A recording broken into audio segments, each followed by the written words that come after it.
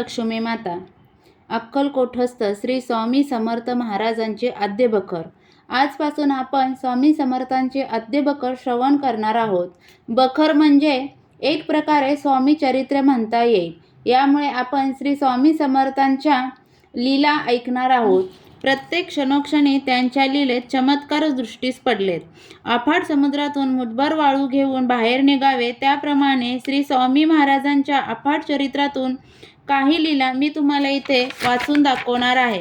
चला तर मग सुरू करूयात आद्य बखर वाचन. श्री स्वामी महाराजांविषयी.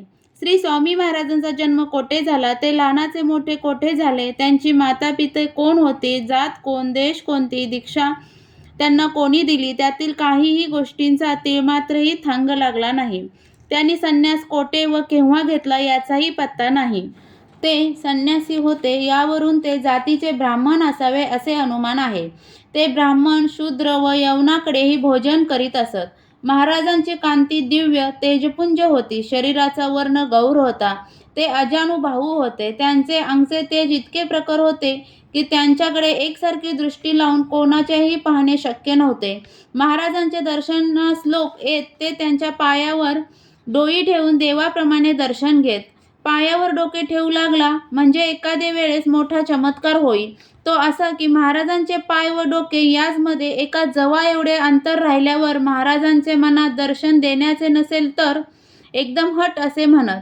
त्यासरशी दर्शन घेणारा घाबरून उलता पुलता मागल्या बाजूस जाऊन पडी. याप्रमाणे अनेक भक्तांची अनेक वेळा धांदल उडे. महाराजांचे दर्शन घेणे म्हणजे मोठे दिव्य होते. विशेष करून जारीनी स्त्रिया महाराजांसमोर जाण्यास फार भीत. केलेल्या पापांची महाराजांसमोर तेव्हा झाडणी होई. गाली प्रदान देऊन जाराचे नावही महाराज उघड करीत. एक वेळ तर थोर घराण्यातील बाई महाराजांजवळ आल्या. बरोबर दासदासी सेवक जन पुष्कळ होते. बाईने पुत्र व्हावा म्हणून महाराजांची प्रार्थना केली. महाराजांनी उत्तर दिले, अगे मजजवळ कशाचा मुलगा, तो तुझा बसला आहे, त्याच जवळ माग, तो देईल. सदर गृहस्थाचा व बाईचा फंद असल्याचे मागाहून कळून आले. राजा व रंक महाराजांसारखेच होते. अक्कलकोटचे न्यायाधीश, मामलेदार, फौजदार, फार तर काय खुद्द राजेसाहेब यांसही श्रीमुखात खाण्याचे प्रसंग वर्षास येत असत. डोकीचे पागोटे काढून लांब फेकून देणे, शिव्या देणे वगैरे खेळ महाराजांचे हमेशा चालायचे. पण कोणाची भिषाद नाही की महाराजांपुढे कोणी ब्र म्हणेल किंवा केल्या हुकुमाची अवज्ञा करील. सन 1876 दुष्काळात एके दिवशी सकाळी आम्ही महाराजांचे दर्शन घेण्यास गेलो होतो. गावाबाहेर एका बड्या बावडीजवळ महाराज बसले होते व लीला करीत होते. तितक्यात एक मारवाडी हातपाय धुवून लोटा भरून घेऊन महाराजांच्या दर्शनास आला. दर्शन घेऊन मारवाडी परत जाऊ लागला. तितक्यात महाराजांनी त्यास परत बोलावले आणि त्याच्या हातातील तांब्या घेऊन त्यातील पाणी महाराजांनी सांडून दिले व लोटा भिरकावून सुमारे 25 ते 30 कदमावर बावडी होते तिथे फेकून दिला. आता त्या बावडीत पाण्याचे दुष्काळामुळे 50-60 माणसांची गर्दी होती. आम्हास वाटले की हा मारवाडी जड लोटा कोणाच्या तरी डोकीत बसून त्याचा मोक्ष होतो. पण महाराजांची अगाध करणी कशी ती पहा. विहीर 30-40 हात खोल होती. लोटा तो तिथं पडला, तो कोणाच्याही डोक्यात बसला नाही. गर्दीच्या मध्यभागी रिकामी जागा होती, तिथं तो बेताने पडला. वाचको, आपण कोणतीही चांगली गोष्ट करण्यास लागलो तरी देखील त्यात विपरीतपणा घडून येतो. पण महाराज शतशः विपरीत गोष्टी करीत असून त्यांचे परिणाम जर चांगले झाले तर महाराजांच्या अवतारीपणाबद्दल व त्यांचे दैव सामर्थ्याबद्दल तुम्हा शंका घेण्यास काही जागाच राहणार नाही. असो, श्री स्वामी महाराजांच्या अवतार कार्याचे पूर्ववृत्त. श्री स्वामी महाराज हे प्रथम मंगळवेढ्यात शके 1760 सुमारास प्रसिद्ध झाले. तेथे ते कोठून आले त्याचबद्दल खात्रीदायक माहिती मिळत नाही. तथापि त्यांचे भक्तजनांनीही होईल तितकी खटपट करून माहिती मिळवली आहे. उत्तर हिंदुस्थानात श्री भागीरथीचे उत्तरेस मोठे अरण्य आहे. तेथे योगी लोक तपश्चर्या करतात. त्या वनातील एका वारुळात स्वामी महाराज तपश्चर्या करत असता एक लाकूडतोड्या लाकडे तोडीत महाराजांच्या वारुळाजवळ आला. त्याने लाकूड तोडण्याच्या हेतूने कुऱ्हाडीचे घाव वारुळावर केले. ते महाराजांच्या मांडीस लागले. लाकूडतोड्याने एका अर्थी जगावर उपकारच केले, कारण श्री स्वामी महाराजांचे अमूल्य रत्न त्याने जगाच्या उद्धारास करून दिले. असो, तेथून महाराज निघाले ते काशी क्षेत्री जाऊन पूर्व देशी प्रकट झाले. पुढे महाराज गंगोत्रीत जाऊन काही दिवस राहिले. नंतर यतिराज व देवलग्रामात जाऊन तेथे त्यांनी आपल्या पादुका स्थापन केल्या. ब्रह्म इत्यादी पापे पादुकांच्या दर्शनानेही नाहीशी होतात, असा त्या स्थानाचा महिमा आहे. तदनंतर महाराज हे मोगलाईत जाऊन राहिले. तेथे राजूर गावी मठ स्थापन करून त्यास 8 गावची जहागीर सरकारातून मिळवून शिष्यांकडे मठ सोपवून देऊन महाराज पुढे चालते झाले.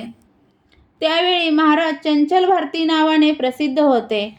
महाराज अक्कलकोटास आल्यावर मोगलाईतील स्थानकांपैकी काही बैरागी महाराजांजवळ आले होते. ते जहागिरी संबंधी काही लढा पडल्यामुळे मूळ संपादक जे स्वामी महाराज चंचल भारती त्यांची आज्ञा घेण्यास आले होते. सरकारातून असा हुकूम आला होता की मूळ संपादकाच्या सहीचा लेख बैराग्यांनी आणावा, म्हणजे त्याप्रमाणे तक्रारीचा निकाल होईल. महाराजांनी त्यास आपल्या सहीचा लेखा दिला नाही असे सांगतात. पुढे महाराज रामेश्वरास गेले. तेथून उडुपी क्षेत्रात जाऊन श्रीकृष्णाचे त्यांनी दर्शन घेतले. पुढे महाराज पंढरपुरास आले व श्री विठ्ठलाचे व पुंडलिकाचे दर्शन घेऊन व त्यास आपले दर्शन देऊन पुढे आपला भक्त दामाजी पंतच्या गावी प्रसिद्ध झाले. त्या मंगळवेढे गावी महाराज प्रसिद्ध झाले होते तेव्हा श्री विठ्ठल हा आपला सखा आहे असे अक्कलकोटास महाराज हमेशा म्हणत. पंढरीचे लोका किती मारू हका, तेथे माझा सखा पांडुरंग, याप्रमाणे महाराज अभंग हमेशा म्हणत असत. पुढे प्रथम आम्ही कर्दली वनातून निघालो. महाराज अक्कलकोटास असता कलकत्त्याहून एक इंग्लिश बॅरिस्टर व त्याचबरोबर एक पारशी गृहस्थ असे आपल्या कामासह मुंबईहून पुण्याकडे आले होते. स्वामी महाराजांची कीर्ती ऐकून महाराजांची मूर्ती कशी आहे ती पाहावी व ते कोठे राहणार आहेत, त्यांची योगसाधना कोठे केली वगैरे माहिती मिळवण्याच्या जिज्ञासाने ते अक्कलकोटास आले.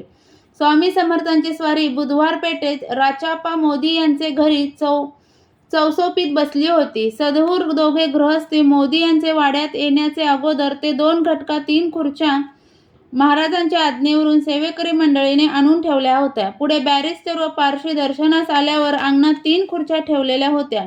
त्यापैकी एकावर महाराज जाऊन बसले. उभयता समर्थांचे दिव्य तेज पाहून दिपून गेले व जी विचारपूस त्यांस करण्याची होती ती एकीकडे राहून आपण कोठून आला एवढा काय तो प्रश्न साहेबांनी महाराजास केला. त्यावर महाराजांनी उत्तर दिले ते असे. प्रथम आम्ही कर्दली वनातून निघालो. पुढे फिरत फिरत कलकत्ता वगैरे शहरे पाहिली. बंगाल देश हिंडून कालीदेवीचे दर्शन घेतले. नंतर गंगा तटाने फिरत फिरत हरिद्वार व केदारेश्वर पाहिले. पुढे महाराजांनी हजारो गावांची व तीर्थांची नावे सांगितली. महाराज म्हणाले, पुढे आम्ही गोदा तटास आलो. गोदावरीत स्नान करून गोदा तटात हिंडत हिंडत दक्षिण हैदराबादास गेलो. तेथे काही दिवस राहून नंतर मंगळवेढ्यास आलो. तेथे बरीच वर्षे राहून नंतर पंढरपूर बेगमपूर येथे जाऊन हिंडत हिंडत मोहोळास आलो. मोहोळाहून सोलापुरास आलो व तेथे काही महिने राहून अक्कलकोटास आलो. तो येथेच आहे. याप्रमाणे महाराजांनी आपली हकीकत सांगितली. साहेब व पारशी हे काही वेळ बसून महाराजांची आज्ञा घेऊन निघून गेले. स्वतः महाराजांनी आपण कोण कोठील या गोष्टीचा थांग लागू दिला नाही. अक्कलकोटास वसंत ऋतूत एके दिवशी महाराजांची स्वारी चिंतोपंत आप्पा टोळ यांच्या घरी होती. उन्हाळा फार असल्यामुळे टोळ यांनी अंगणात पाणी शिंपडून जिकडे तिकडे गारेगार करून बिछाई टाकली होती. महाराजांस भोजन घालून अंथरुणावर निजवले. पुष्कळ वेळ गोष्टी चालल्या होत्या, पण महाराजांचे भाषणातील मागील पुढील संदर्भ काही केल्या कोणाच्या ध्यानात येईनात. याप्रमाणे मध्यरात्र होण्याचा समय आला. तितक्यात महाराजांनी लावणी म्हणण्यास आरंभ केला. गोरे गरूप तुझे तुझला पाहिले 7 ताल माडीवर. ही जुनी लावणी महाराजांनी संबंध चालीवर म्हटली. लावणी म्हणणे झाल्यावर चिंतोपंत आप्पा यांनी महाराजांस विचारले, महाराज, आपण पूर्वाश्रमात गृहस्थ होता असे वाटते. आपली जात कोण, आईबाप कोण, ते कृपा करून सांगावे. ते ऐकून महाराजांनी उत्तर दिले, आमची जात चांभार, आई महारी व बाप महार आहे. टोळांनी महाराजांचे चरणी मस्तक ठेवून विनवणी केली की महाराज, आपण कोणत्या गोष्टीचा थांग लागू देत नाही. आम्ही मूढ अज्ञान आहोत, आम्हास काही समजत नाही. त्यावर महाराज पोट धरून मोठमोठ्याने हसू लागले. मुंबईस ठाकूरदार नावाचे देवस्थान प्रसिद्ध आहे. या देवाचे सभामंडपात उजव्या बाजूस छोटे देऊळ बांधले असून त्यात स्वामी महाराजांची तसबीर व पादुका स्थापन केल्या आहेत. नित्यपूजन, आरती, धूपारती वगैरे समारंभ होत असून प्रत्येक गुरुवारी श्रींची पालखी निघत असते. हे संस्थान ठाकूरदास बुवा उर्फ श्री कृष्ण बुवा यांनी स्थापन केले आहे. त्यास सुमारे 25-30 वर्षे झाली. ठाकूरदास बुवा हे लहानपणापासून दत्त उपासक होते. नरसोबाची वाडी, गाणगापूर वगैरे ठिकाणी जाऊन दत्ताची सेवा करण्याची त्यांना फार हौस असे. श्री कृष्ण बुवा हे कीर्तनकार फार उत्तम करीत. मुंबईत त्यांनी कीर्तनाबद्दल फार ख्याती आहे. असं पुढे काही वर्षांनी श्री कृष्णबुवांच्या अंगावर योगायोगाने श्वेतकुष्ठ उत्पन्न झाले. तोंडावर पांढरेपणा येऊन चेहरा विद्रूप दिसू लागला. बुवा विद्वान सर्वमान्य असून या रोगाचे योगाने त्यास प्रणयप्राय दुःख झाले. 2 वर्ष पावत अनेक उपाय केले, पण कुष्ठ काही कमी होईना. त्यामुळे चित्त उदास होऊन ठाकूरदास बुवांनी निश्चय केला की यापुढे स्वजनास तोंड दाखवणे चांगले नाही. याकरिता कुटुंबासह श्री काशी क्षेत्री जाऊन वास करावा. त्याप्रमाणे तयारी करून आपले आवडते गाणगापुराचे पादुकांची अखेरची भेट घेण्यास गाणगापुरास आले. श्रींचे पादुकांवर कस्तुरी अर्पण करण्याच्या हेतूने उत्तम कस्तुरी त्यांनी बरोबर आणली होती. श्रींचे दर्शन घेऊन पादुकांची यथासांग पूजा केली. मात्र कस्तुरी अर्पण करण्याचा त्यांना विसर पडला. मग बुवांनी ब्राह्मण भोजन करून त्या दिवशी मंदिरात उत्तम प्रकारचे कीर्तन केले व काशीत जाण्याबद्दल श्रींची आज्ञा मागितली. त्याच रात्री बुवांस दृष्टांत झाला की अक्कलकोटास जाऊन श्री दत्त स्वामी समर्थ यांचे दर्शन घ्यावे, म्हणजे रोगापासून मुक्त होतील. श्री कृष्ण बुवा प्राप्त काळी जागे झाले तो रात्रीचे दृष्टांताचे स्मरण झाले. स्नान संध्यादी नित्यक्रम सारून श्री नरसिंह सरस्वतीचे पादुकांचे दर्शन घेऊन बुवांनी अक्कलकोटचा रस्ता धरला. 3रे दिवशी अक्कलकोटास बुवा पोचले. स्वामी महाराज कोठे आहेत याचा तपास करीत असता बाहेरगावची एक वेश्या अक्कलकोटास येऊन राहिली होती. तिच्या घरी महाराज असल्याचे कळले. बुवा लगबगीने दर्शनास निघाले. श्री स्वामींच्या चरणी मस्तक ठेवून बुवांनी दर्शन घेतले. महाराज बुवांकडे पाहून म्हणाले, हमारी कस्तुरी अभी के अभी लाव. ठाकूरदास बुवास आपण पादुकावर अर्पण करण्यास कस्तुरी आणली होते त्याचे स्मरण झाले. कस्तुरी विस्मरणाने तशीच राहिली होती. श्री स्वामी महाराजांनी त्याची आठवण करून दिली. त्यावरून बुवांची पक्की खात्री झाली की स्वामी महाराज हे साक्षात दत्त अवतार आहेत. बुवांनी बिऱ्हाडी जाऊन कस्तुरीची पुडी आणून श्री स्वामींच्या हातात दिली. महाराजांनी हास्य करून ती कस्तुरी तेथे लहान लहान मुले जमली होती त्यास वाटून दिली. श्री स्वामींची सेवा करीत श्री कृष्ण बुवा काही दिवस तिथेच राहिले. एके दिवशी बुवा दर्शनास आले असता महाराजांनी जवळच धुनी पेटवली होती. त्यातील एक जळके लाकूड बुवांच्या अंगावर फेकले. सेवेकरांनी जय जयकार करून बुवास सांगितले की तुमचे कार्य झाले. ते काष्ट नित्य उगाळून त्यात गाणगापुराचे भस्म मिश्रण करून त्याचा लेप कुष्ठावर नित्य लावू लागले. त्याप्रमाणे काही दिवस गेल्यावर कुष्ठ नाहीसे झाले. बुवांची सेवा चालली असता त्याचे कुटुंब सौभाग्यवती राधाबाई ह्याही श्री स्वामींचे एकनिष्ठ भावाने सेवा करीत होत्या. बुवास त्यावेळेस 7 वर्षांची कन्या मात्र होती. बाईने महाराजांस पुत्र प्राप्तीबद्दल प्रार्थना केली. महाराजांनी आपल्या डोकीची टोपी काढून बाईच्या ओटीत फेकून दिली. बाईने हा महाप्रसाद समजून आनंदाने महाराजांस साष्टांग नमस्कार घातला. पुढे 12 महिन्याच्या आत बाईस पुत्र झाला. त्याचे नाव गुरुनाथ ठेवले. श्री स्वामी महाराजांच्या आज्ञेप्रमाणे गुरुनाथाचा व्रतबंधही अक्कलकोटात स्वामी सानिध्य झाला. शके 1792 साली माघ मासात अक्कलकोटात शिवरात्रीचे दिवशी ठाकूरदास बुवा कीर्तन करीत असता आपल्या डोकीची भरजरी टोपी काढून गुरुनाथाचे डोक्यात महाराजांनी घातली. पुढे ठाकूरदास बुवा श्री स्वामींचे पूर्ण भक्त झाले.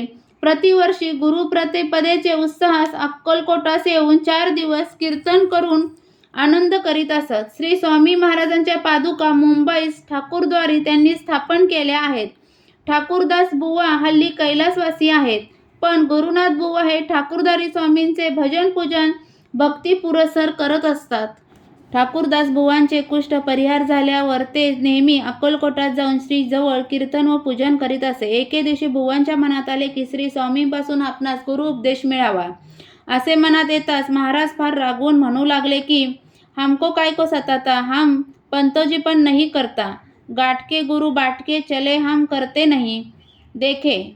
पुढची वर्ष श्री कृष्णबुवांनी मनात निर्धार केला की मरण आले तरी चालेल, पण श्री स्वामी समर्थांचा अनुग्रह घेतल्या वाचून राहावायचे नाही. असा निर्धार करून महाराजांसमोर बुवा हात जोडून उभे राहिले. तेव्हा महाराज म्हणाले, निकल जा जूता मारेंगे.